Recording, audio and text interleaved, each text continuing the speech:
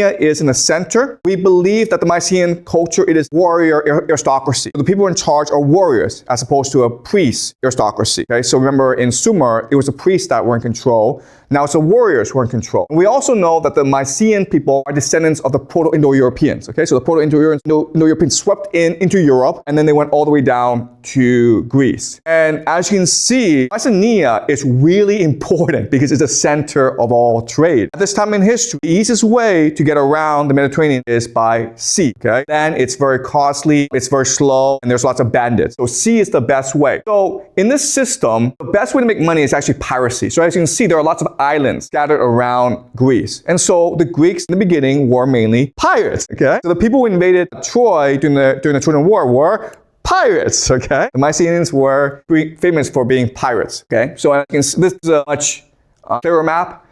Mycenaean civilization, they had pottery, they had olive oil, they had certain great goods for trade, but mainly it was really about transportation, logistics, piracy, and controlling trade routes. Okay, that's why Mycenae was so important at this time. This is Troy, by the way. Okay, and as you can see, during the Trojan War, what will happen is you have different people of Mycenae go attack Troy because it's such a strategic location, right? They're able to control Troy, they control the entire Aegean Sea. Okay, so this is an artist tradition of what the Mycenaean civilization looked like. It is what we call a palace economy, meaning all the center of the economy was a palace. What would happen is that all the farmers had to give the palace their food. The palace would then take this food and redistribute it to the artisans, okay? People who made pottery, people who made clothing and textiles for trade purposes, okay? So it's a control and command economy centered off the palace, okay? This is what the palace looks like. This is what their economy looks like, okay? So all the food would go to the palace, and the palace would redistribute the food, and the palace would then take the food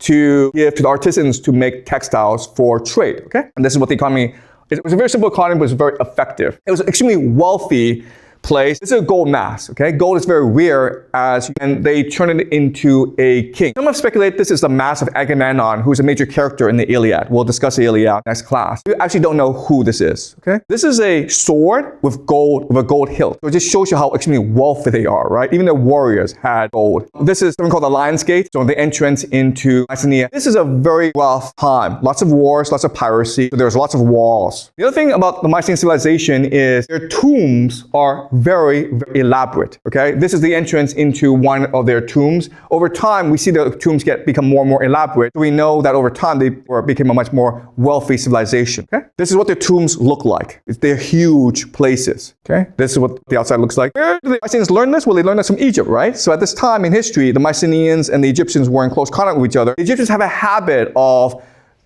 burying themselves with all their treasure, okay? So this is their coffin. This is a mastaba, which is their tomb. Okay? As you can see, it's huge. It's almost as big as a house. So the question then is, why would they do that, okay? We've discussed it previously where throughout most of human history, we've understood that this is a material realm, and then once we die, we go off to the spiritual realm. Guess what, guys? You can't take your money with you. So why are you burying your money with you, right? Okay? This is a mastaba, okay? As you can see, it's a very elaborate, ornate place, and the Egyptians were known for this. But also China, right? First emperor of China, the terracotta warriors. Why is he buried with an army and such wealth? That makes no sense. If you die, you die. So why is this happening? So the argument I want to make to you is that this is happening because money, capital, too much of it changes the fundamental chemistry of the brain. It makes you crazy, okay? So let's do a thought experiment, okay? The thought experiment is this. Let's just say Satan were to come into this room and said, hey, I'll give you guys $1 billion, but you have to live forever, and you have to be my slave forever. We'd be like, no, why would we want that? You like have $1 billion, but then be a slave for all of eternity, like Satan?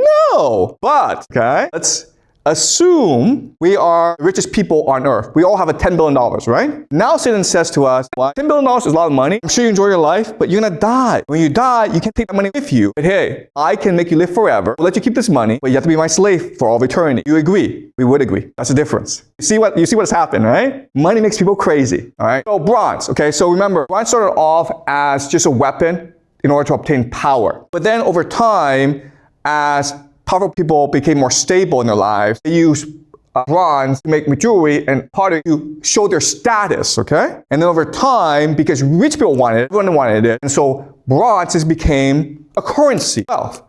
And it was just easy to store, universally recognized, and mobile. And this happened over centuries, over hundreds of years. Okay, that's a pattern here. All right. So this is a map, a table that shows you how capital is formed. Okay, so capital needs to have universality. The more people want it, the more valuable it is. It has to be able to be. It has to store value. Okay, it has to be permanent. Okay, does that make sense? It has to be mobile, it has to be available, okay? It has to be rare enough. So once it has these different elements, then it becomes a currency. So if you just look at history, we've used different sources of currency. So we have seashells, cattle, grain, women, slaves, drugs, oil, bronze, gold, and US dollar. We've always had money as a concept, okay? But money, for most of human history, signified a debt that could not be paid off. Okay, so David Graeber, who's an anthropologist, he wrote about this in his book Debt. Why did we create money as a concept? Because there were certain transactions in which there was so much debt you couldn't pay it off. Okay, so like most of human interactions, it's just reciprocal, right? So you help me, I help you. Okay, but there are three things in which the debt can't be really paid off. Okay, the first example is let's just say kill your brother. Well, now you have to come kill me, right? If you kill me, then my family's going to go kill you. Okay, and it creates a vicious cycle of vengeance, right? So the way to get rid of this problem is, if I kill your brother, I acknowledge that it's a debt I cannot be paid off. So I give you something valuable. It could be gold, it could be jewelry, it could be anything. Okay, all right. So that's what money is. That's the first example. Second example is if a woman marries into your family, right? Then that's also a debt that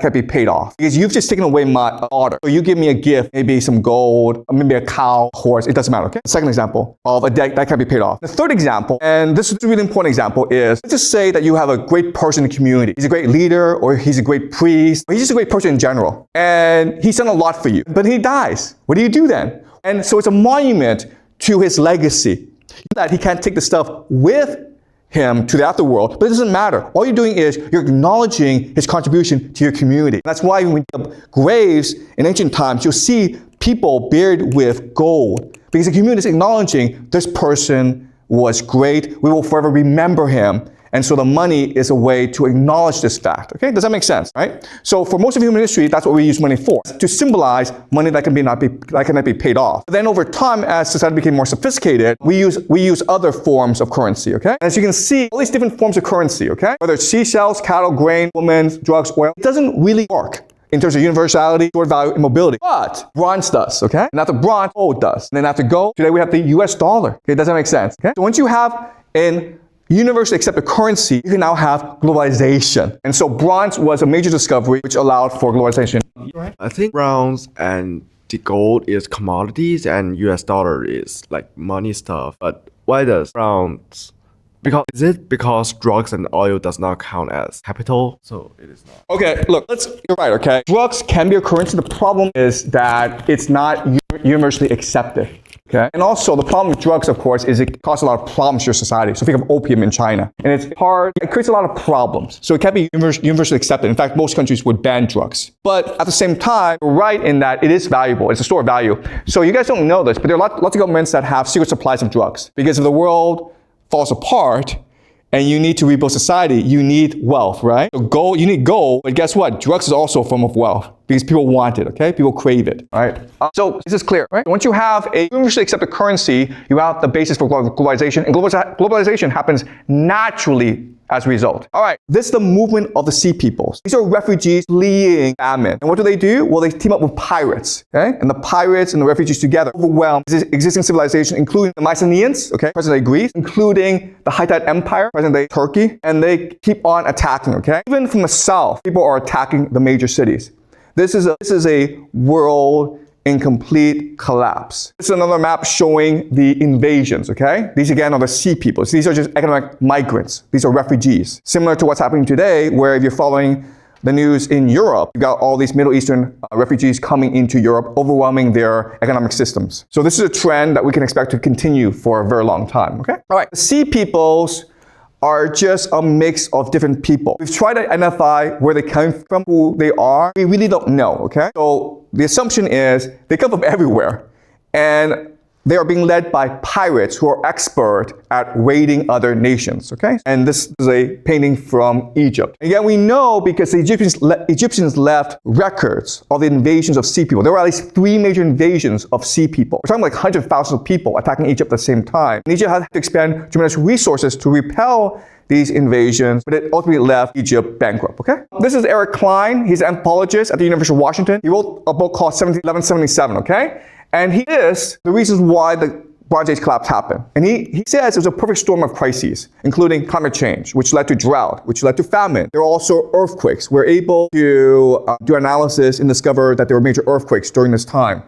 There were revolutions, there were civil wars, there was a migration crisis, okay? So it's a perfect storm of crises. But what I want to show you today is it all has to do with the nature of capital, okay? This is a proto-capitalistic system. All right, so my argument to you today is, yes, the Bronze Age collapsed because of a perfect storm of crises. That's what we know. But I want to extend this and say it has to do with the fact that it was a proto-capitalistic system. And so capital drives you to prosperity, but then it will also drive you to crisis, okay? That's the argument I will make you today, all right? And we've seen this before. So this is the world right before World War I. As you can see, it was heavily globalized, okay? And people thought that because of trade, because of prosperity, we can't go to war because why would we? And then a couple years later, World War I, where tens of millions of people died for no reason, okay? Tens of millions of people died for no reason. It was just a slaughter. And what I want to argue to you is that this is a very common thing. And if you look at the Bronze Age collapse in World War I, we are in a very similar situation where the world is heavily globalized, it's heavily interconnected, but because of the nature of capital, we will probably fall off the edge at some point, okay? And people would argue that we're already reaching this point. Okay, so again, during the Bronze Age, okay, the High Bronze Age, the Late Bronze Age, 1400 to 1200 BCE, you can see this entire world is interconnected.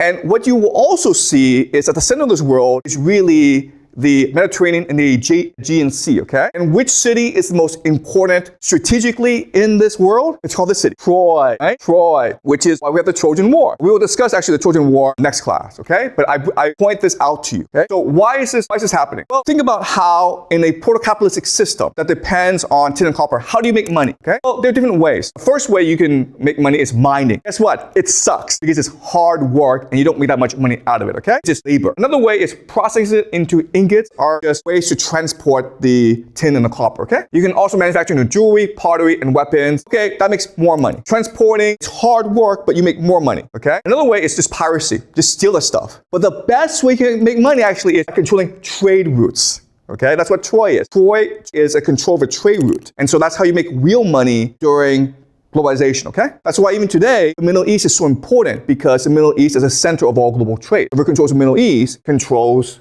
global trade, okay? So remember this idea. We have empires because empires really are trade routes. Empires are just control of trade routes. Empires back then is very different from empires today. Empires today would be like nation states, which controls borders and have their own language. Back then, empires were just a collection of different trading points, okay? That were aligned with each other. And the Trojan War was just a trade war. That's all it was. We'll discuss this next class. Okay, so you can see why Troy is so important. Because if you're in Anatolia, it's mainly mountains. It's good because you can mine for precious metals and it's easy to defend, but it's hard to access the sea. That's why Troy is so important, okay? All right, so again, we know about globalization during the Bronze Age because of shipwrecks, okay? So this is a very famous shipwreck that we discovered off the coast of Turkey called Uluburun, okay? And inside it, you can see all this precious pottery. And we can actually date the location of where the pottery came from. Okay, so these are major sources of tin. And what's really important this map tells you is that they're actually in mountains. Okay, so they're hard to reach. That means you have to spend a lot of effort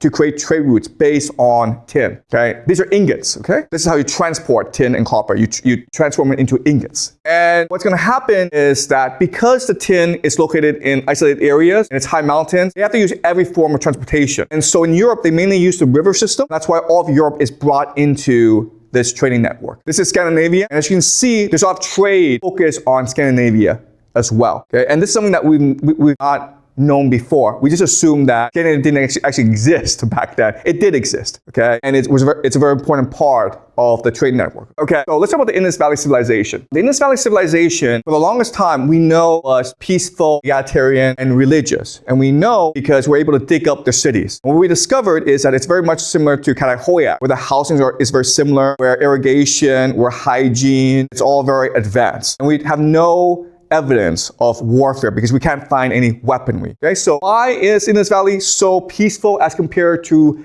Egypt, Mesopotamia, and China? I think it was because they were able to trade with Mesopotamia, China, and Egypt and discover we don't want this system. We don't want a system where everyone's killing each other, okay? That's my guess, but I don't know. No one knows, okay? This is one of the Indus Valley's major cities that we've dug up. This is another. As you can see, it's pretty advanced. The houses are pretty equal. It's very similar to Catastrophic, okay? A much bigger version of Catastrophic, which we discussed previously. This is an artist's rendition of what Indus Valley City would look like during that time, okay? What's amazing is that it's very advanced, it's very hygienic, it's very peaceful, it's very egalitarian. And religion was a major part of their lives during this time. Okay, so the Indus Valley Civilization will also give rise to something called the BMAC culture. Okay, and this is in actually North Afghanistan. And how this developed was because of trade, right? Because as I discussed previously, it is found in the mountains, and so you need to create a community around the mountain. So it's a mining town, but it's also for manufacturing, it's also for transportation, it's also for trade. So this is a pretty sophisticated, pretty complex area. But over time, what will happen is that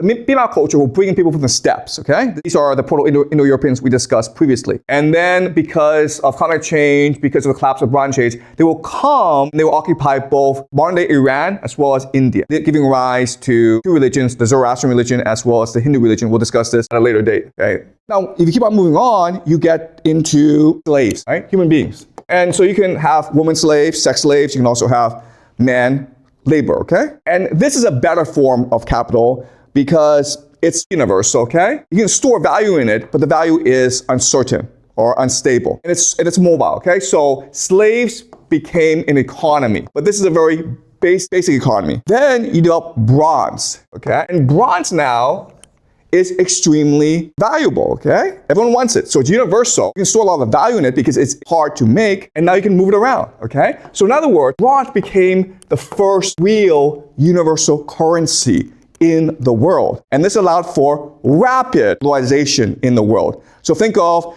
the equivalent of bronze today is, of course, the US dollar, right? The US dollar is universal. Everyone wants it. It's a store of value, and it's mobile as well.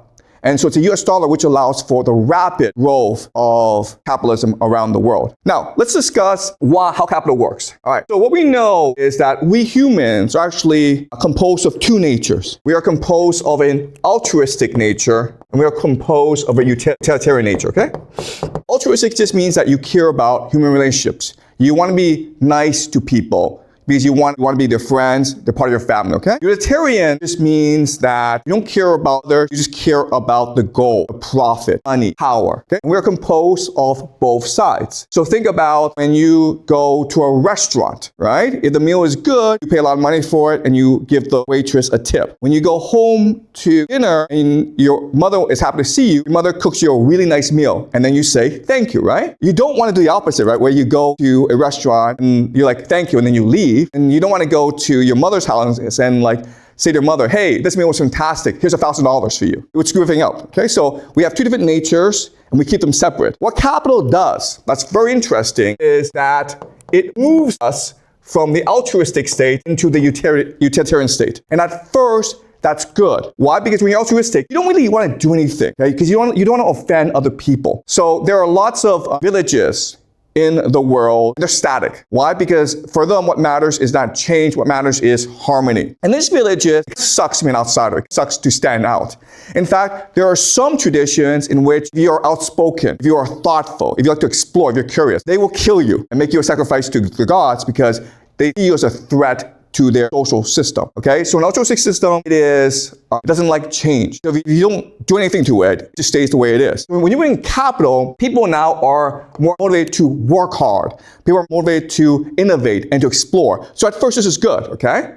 Now you're expanding the system. And then you reach a point of its maximum growth. But then what happens is the scale tips over, okay? And people become too utilitarian. And when you become too utilitarian, you cheat. You don't care about others. And this causes a lot of problems, okay? You start to exploit other people. And so when you become too utilitarian, the system collapses. It doesn't make sense. Capital comes in the system and it makes it grow really fast. Once it hits a certain point, and it has to collapse. Okay? So let's use another example. Let's just say that you are a leader of a group of people, and it could be a village, it could be anywhere, okay? And if there's no money involved, what do you care about? You care about status. You care about your reputation. You care about how other people see and perceive you, right? So you care about the feelings of others. Once capital enters the equation, the way that the leader sees you is different. The leader sees you as a commodity to be exploited, okay? The leader is now like, how much money can I make money off you? Not only that, but the leader will do what? The leader will align with other leaders, and they will become a cartel, okay, or an elite, and they will together exploit people, okay? But not only that, they will expand and look for new areas to conquer, okay? Because all they care about now is money, how to expand the capital. But once the capital expands too far, then what happens is only a few people have all the capital, and the people down below, they're enslaved, they're exploited, and they want to destroy the system. They become indifferent. If you force them, they will revolt against you. So the system must collapse, okay? So the argument I'm trying to make to you is, this is just the way capital works, and there's nothing you can do about it. That's why the Bronze Age grew, but that's also why the Bronze Age collapsed. And that's why our world grew, but this is also why our world will collapse as well, okay? That's the argument I'm making to you today. Any questions before we go to the PPT? This is clear to you guys? All right, let's go to the PPT. All right, so this is a map that shows you the world of the Bronze Age. And as we discussed, these are the four major civilizations, right? China, Indus Valley, Mesopotamia, and Egypt, okay? And they now, because of war, they have an insatiable need for bronze. And bronze needs tin. Where's tin located? Tin is located where the stars are, okay? And you can see they're scattered over the place. So what they're gonna do now is they're gonna build trade routes into these tin places that allow them to extract the tin to create bronze armor, okay? But when they do so, they will also create new civilizations and new cities until you get a completely globalized world. So this is China, and as you can see, they're always at war, and so they need weapons, okay? This is pottery, bronze pottery from China during the Shang dynasty, during the Bronze Age, all right? So how do we know that it's a completely globalized world? Because over the past 200 years, we've discovered shipwrecks, okay? So we've discovered ships were transporting goods during the Bronze Age. And so when you dig up these ships and you analyze where the products are from, you're able to rebuild the trade networks, okay? And that's why we know about the Bronze Age. Okay, so what's gonna happen is this. The green is the copper sources, okay? And as you can see, there's a lot of copper sources. The problem is the tin sources are spread out. So in order to create bronze, you need to constantly expand your trade networks outside, okay? And as you can see, what's happening is that the expansion keeps on going until it encompasses the entire world. So the dark brown is the earliest trade routes, and then the pink are the later trade routes. But as you can see, it's always expanding outward in order to facilitate more and more trade. And what's really important for us to understand is the entire world is encompassed, okay? So this is Britain, this is Ireland, this is Scandinavia, okay? This is important because if you study history, British Isles, Scandinavia aren't often discussed in the Bronze Age, but recent research has shown us that it's all interconnected, okay? So as I mentioned, these are trade networks, okay? And these gray spots are areas that are major nodes in the trade network. They come about because of trade. The red are the major consumption areas, okay? So the gray are areas that are being created in order to better facilitate trade. And eventually, you reach a point when it's completely globalized, when every source of copper and tin has been discovered, and there's a massive trade network built around each area. All right, but again, as we know, even though this area is extremely globalized, extremely wealthy, only in about 50 years, it completely collapses, okay? And we know because of the Egyptian records. The Egyptians write about the coming of the sea peoples. And so if you just watch the arrows, okay? Capital is just a monetization of power. That's all it is. And you can have any form of capital, okay? The problem with capital is that it exploits, it alienates, and it consolidates, okay? So go back to an example where I'm the leader of a village. There's no money involved. All I care about is winning the respect of my people, okay? And so I work hard for them. But once capital is involved, I see each person as a commodity, okay? And therefore I become alienated from my humanity and from others. And now I want to exploit people in order to generate more capital. And over time, what will happen is that the strongest will have all the capital, which leads to massive inequality. So the only result of capitalism is one, massive inequality, corruption, morality, okay, and alienation, anger, indifference. And this is the world we live in today. Does that make sense? It's just the nature of capital. There's no way around it. Okay, so as we discussed previously, we have two different mindsets, okay? We're composed of two different individuals. We have the altruistic nature, so that we care about relationships. We care about empathy. We care about creativity. And then our utilitarian side, which is all about material objectives, logic, and hard work, okay? So in school, you have the utilitarian mindset, okay? Like, how do I get good grades? That's all you care about, right? At home, you care about relationships. You care about maintaining good relationships with your mother and your father and your siblings and your relatives.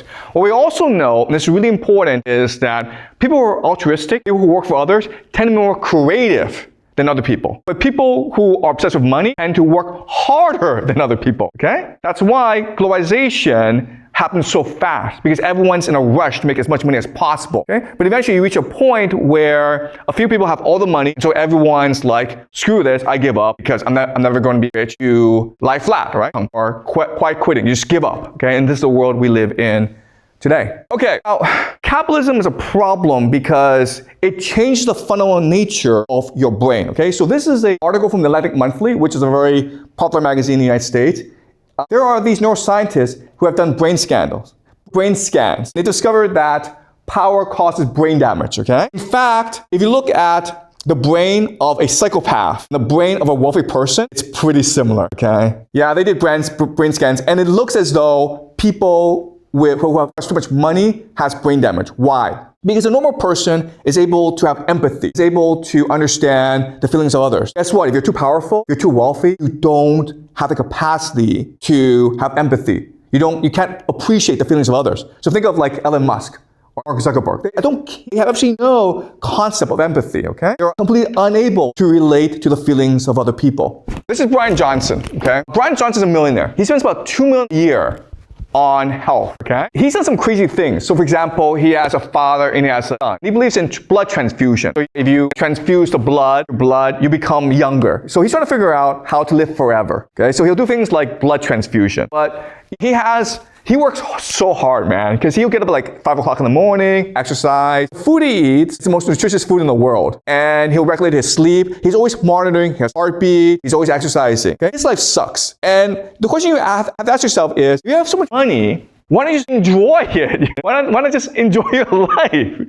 Why are you focused on living forever? Okay, and that's a problem with wealthy people. Like scoop in the head. Okay, he looks like a vampire, guys. Okay, this is him when he first started this project, and you can see he looks like a vampire now. Right? I'm not exaggerating here. Look at this guy. The problem is that there are lots of wealthy people in the world, and they happen to like this idea of living forever, okay? So let's do a thought experiment. You're a billionaire, okay? You have like $100 million, $10 million, sorry, like $10 billion in the bank, $100 billion in the bank, who knows? You have a problem, which is, how do I keep this, right? Because you're gonna die, okay? And you have all that money, so you can do whatever you want. So what you do is you invest in Brian Johnson, you invest in scientific research to live longer, but you also do what? You also build bunkers, okay? Because you're afraid that the world will end and you want to live forever, so you build bunkers. This is Mark Zuckerberg's bunker in Hawaii. It's stupid because if the world's gonna end, is your bunker gonna save you?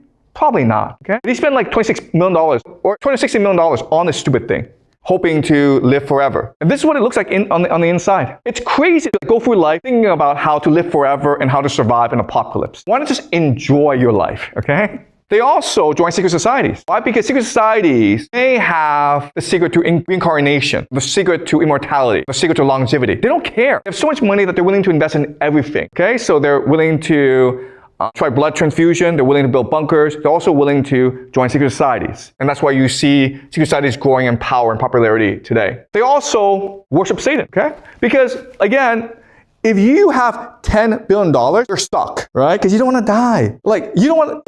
It's what we call sunk cost fallacy, right? You're like, I worked so hard for this, and I have the best life, but I'm gonna die. When I die, all this is gone. I have to start all over again. I don't want to do that, okay? So they're willing to do anything, including worship Satan. In fact, what we will learn is that the religion of Satan became so popular in order to solve this problem, where wealthy people, they want to live forever, and they want the world to stay the same as it is now. But as you learn in this class, it is impossible for the world to stay the way it is. Change is a constant. Things move in cycles. Capitalism gives rise to wealth, but it also destroys wealth. That's just the nature of life. Okay? All right, so that's a Bronze Age collapse. Any questions? Sorry. Go ahead, Vit. Go ahead. Why do they worship Satan? Because you said that those millionaires, they want to keep their money forever, and what does it do with Satan? Okay, that's a really good question, okay? So it's really desperation, right? Because what religion teaches you is that wealth is bad. And when you go to heaven, you'll be judged by God. And God is going to ask you, hey, why do you have so much money, man? And you'll be like, well, I stole this money and I hurt a lot of people and I cheated, I lied, I steal. And like, do you really want to say that to God? You're stuck, right? So first of all, you don't want to die. You don't want to give up all this money that you worked hard to get. You also don't want to face God and face his judgment. Okay, so what's your alternative here? Your alternative is you believe in something more powerful than God, or at least someone who you can find refuge in from God. Okay, if it means going to hell, you prefer going to hell than facing judgment from God. Okay, because you in your heart know exactly what you did to get that $10 billion. Okay, you know what you did. Maybe other people don't know, but you know what you did, and God knows what you did, and you really want to face judgment. All right. Okay. So does that make sense? Okay. Any more questions, guys? All right. So that's it for the Bronze Age. So we will discuss the Iliad next class. Okay. And so what I'm going to do is I'm going to introduce the Iliad today, and then we'll continue the Iliad on Thursday. Okay. All right. So the Bronze Age collapse is important because it will give rise to Greek civilization, which we believe to be the basis for Western civilization. Okay. So the question then is, how does this happen? Okay? So if you look at Mycenaean Greece, and then we transition into the Dark Ages. Okay. The Dark Ages does not. All it means is that the Greeks lost the capacity to write. Okay? And so what will happen is Mycenaean Greece will transform from a palace economy into something called the polis. Okay? Polis just means city-state. Okay, this is where we get the word politics from. Okay, so this is a major political transition where you went from a centralized economy to now city-states competing against each other. That's the first thing. Second thing that's important is the writing system changes. It went from linear B now becomes, do you guys know? What's the new writing system called? I'm sure you guys know the name, alphabet. All right. And the third big change is you go from censorship, okay? Because remember, in a palace economy, in a centralized system, bureaucrats are in control. And bureaucrats control what is talked about, okay? Or what is expressed. And they censor and centralize content, okay? They basically create propaganda. So now without censorship, we have a new person emerge named Homer, okay? And we will discuss Homer next class. And these three things together become the basis for Greek civilization. And this is why the Greeks became the greatest civilization ever in human history. So the main lesson I want to leave you today is, yes, collapse is bad, but collapse also gives opportunity for a new civilization to arise, or a new humanity to emerge. And we will discuss this next class, okay? The birth of Greek civilization. All right, great. All right.